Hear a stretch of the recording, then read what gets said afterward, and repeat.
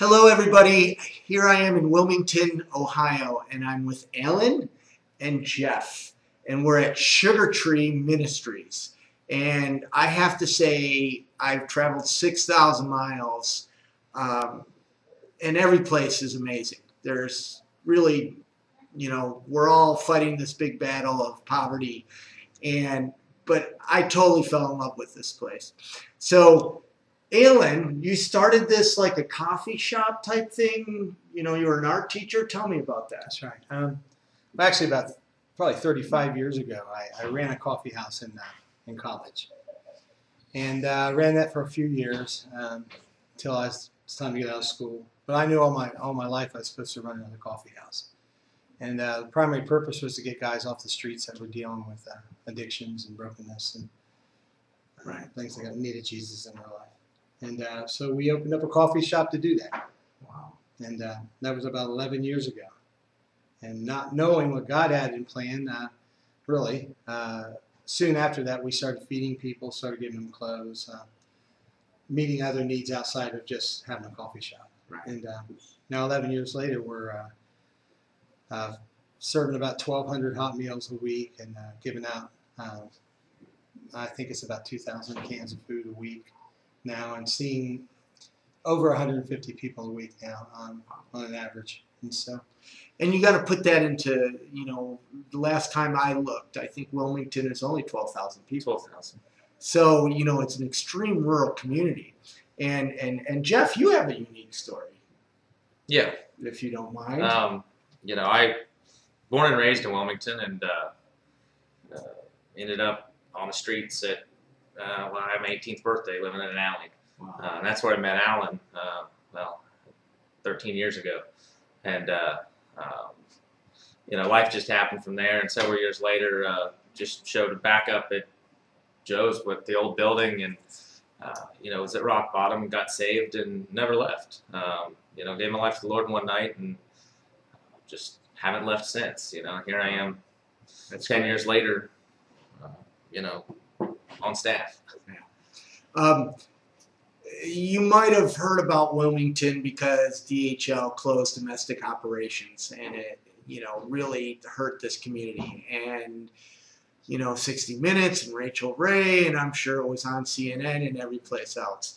And I'll be admit, I that's how I found out about it, and I came here for the same story, but I found something different because it's not the DHL closure.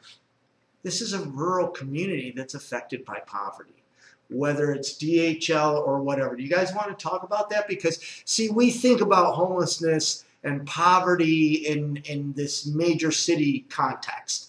And here's a community of 12,000 people, and, poverty has been here, and it's going to be here, and we need to keep fighting it.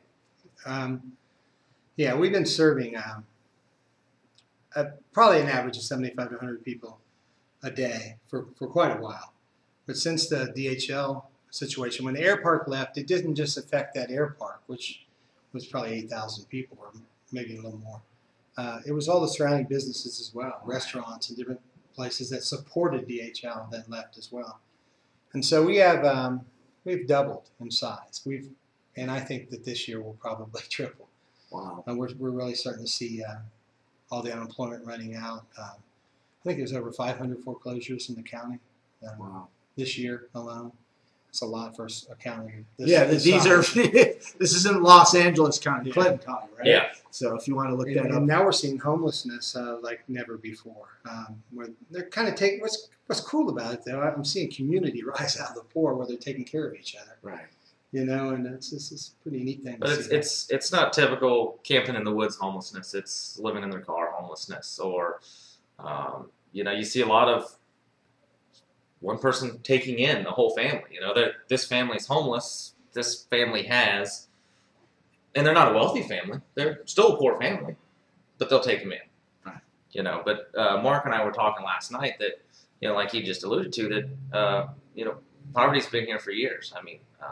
Wilmington's like a lot of small town America where there is, I just call it generational sin, cursing, for lack of a better word, where there's just this generational poverty mindset of addiction and mental illness and for lack of a better term, just the welfare mentality that carries on generation after generation. Right. And it's it's been here as long as I've been here, which is my whole life, and even when all the air park's back up and running, it's still going to be here. And it's everywhere. And I'm going to address this from a hat I don't wear too often, which is my ministry hat. And as many of you know, that I am definitely faith-based and I love Jesus. But sometimes the organized church country clubs drive me crazy, and because they talk about being unselfish when all they really do is take care of themselves. So here I come into this like coffee house that's feeding people, that's clothing people, that doesn't really ask any questions. I mean, you can be whoever. They don't force Jesus down your throat. They don't preach to you before you go get your food. I mean, it's amazing. Tell me about that. I mean, I love this place. Jesus, Matthew 25. A lot of ministries represent Matthew 25, but Jesus didn't tell us to ask questions. He didn't tell us to poke around in your personal life. Jesus said feed people, and that's what we do. Feed people and love people. I mean, that's the key, is loving people. Exactly. I think our whole ministry is built on unconditional love, not measuring anything. Just if they come to your door, help them. Right. A lot of the times there are hot meals. Not everybody's poor. Some people come here just because they're lonely. They just want to be with other people. So. Right. It's very cool. I mean, one of the things that I always say, because we withhold basic needs. We basically say, hungry? We'll say the sinner's prayer. Hungry? Say the sinner's prayer. You know what I mean? And that's coercion, Yeah, exactly. So I really love places like this. And, I saw you. I didn't see the Rachel Ray piece, but I did see it on 60 Minutes when they came here. And I recognized the kitchen as I walked through today. But I didn't think that I was going to walk into, I'm serious, I walked into love here. And I'm usually not that corny, so please forgive me, but this is a great place. So how do people support you? How do they connect with you if somebody's viewing and wants to? Well, we're supported by individuals the most. Some local businesses and financial institutes. We're primarily supported by the secular world. We do have 25 churches that work with us. Right. Those churches are primarily cooking meals and things like that, serving. But most of our financial support comes from the businesses, individuals, actually all around the country now since the Rachel Ray thing, and that was a real blessing to us. Right. Well, do you have a website? Yeah, sugartree.org or joesjava.org, and there's we'll put our little pitch out. There's a PayPal donate button on there if you want to give. I think even more so. I mean, this is a model for any community, whether it's an inner city community or a rural community. And again, I mean, it was the people in line might not have been on the streets, but I talked to one couple who just a year ago had a 2-bedroom house, and now, excuse me, their other family had to come in. So now they're trying to raise their grandchildren in a mobile home after downsizing. So, yes. I mean, it's just amazing. That's going to be great on YouTube. So how is the media affected here? Initially the media attention was great. I mean, it was a lot of what you do. It was awareness. It kind of brought what was going on in Wilmington through the situation to the forefront. But just honestly, before the media, we were seeing a lot of DHL people. People have been laid off by DHL.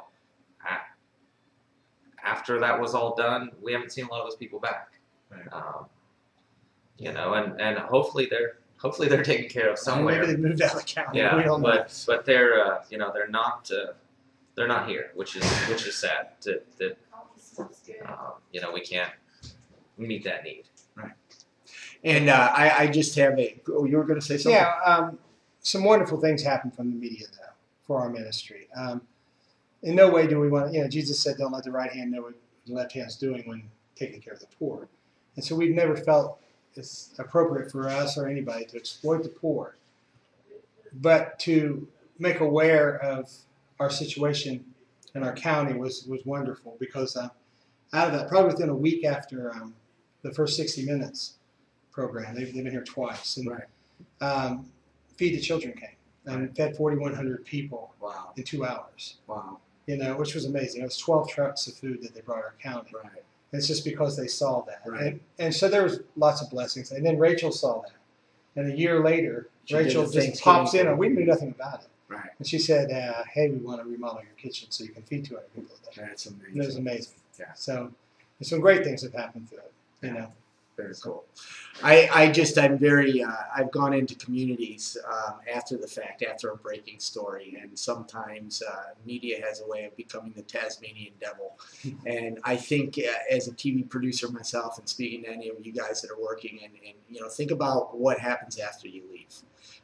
It's really about the people more than the story. And if, as media producers and content creators, if we're producing stuff to